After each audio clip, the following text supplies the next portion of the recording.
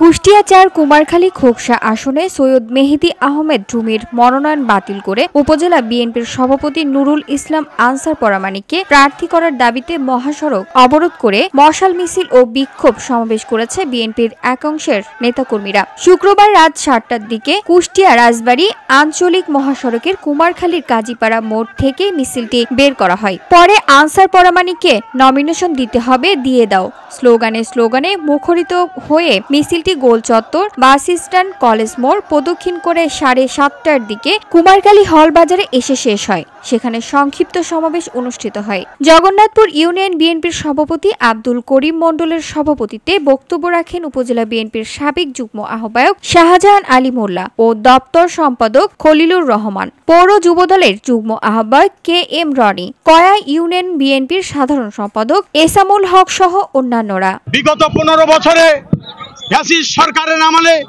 Nurul Islam answer পরামানিকের নেতৃত্বে কেন্দ্র ঘোষিত সমস্ত প্রোগ্রামগুলো আনসার পরামানিকের নেতৃত্বে পালন করা হয়েছে।